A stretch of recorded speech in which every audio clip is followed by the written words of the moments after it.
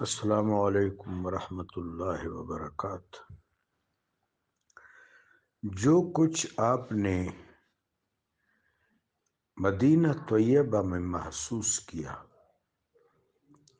میرے آقا و مولا علیہ الصلاۃ والتحیۃ والسلام کی ہر بات، آپ کا فرمودہ، آپ کا قول مبارک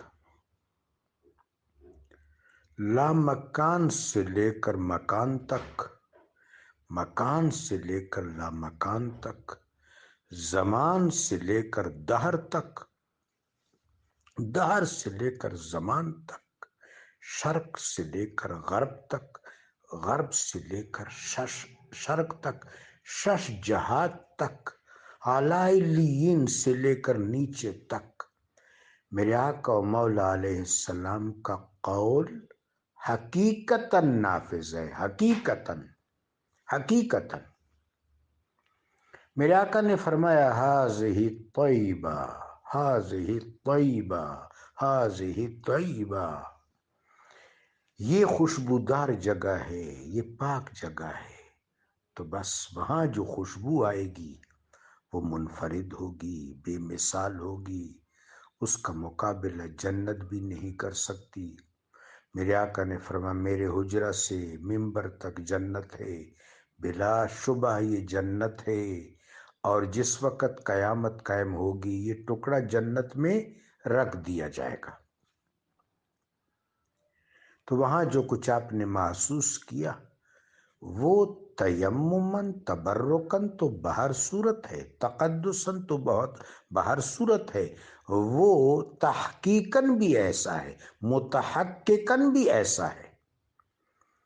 دوسری بات کہ حسنین کریمین سعیدین علیہم السلام کو میرے آقا نے فرمایا ریحانۃ الرسول، گلزار رسول کی خوشبو ہے، روح اکبر کی خوشبو ہے، جسد اطہر کی خوشبو ہے۔ سو کربلا میں جو خوشبو ہے وہ بھی منفرد ہے۔ اب طیب کہاں سے، خوشبو کہاں سے؟ یہ جو جہان ناسوت ہے عالم مثال کا پرتو ہے، گو کہ یہ کثافتوں سے بھرا ہوا ہے، لیکن کثافتیں بھی لطافتوں کے زیر اثر ہیں۔ تو طیب جو ہے، طیب یہ اس کثیف جہان میں ایک لطیف جہان ہے۔ اس لیے میرے آقا و مولا صلی اللہ علیہ وسلم نے فرمایا احب فی دنیاکم ثلاث، طیب والنساء وقرۃ عینی فی الصلاۃ، خوشبو، بچیاں، اور میری بچی، میری آنکھوں کی ٹھنڈک جو نماز پڑھ رہی ہے۔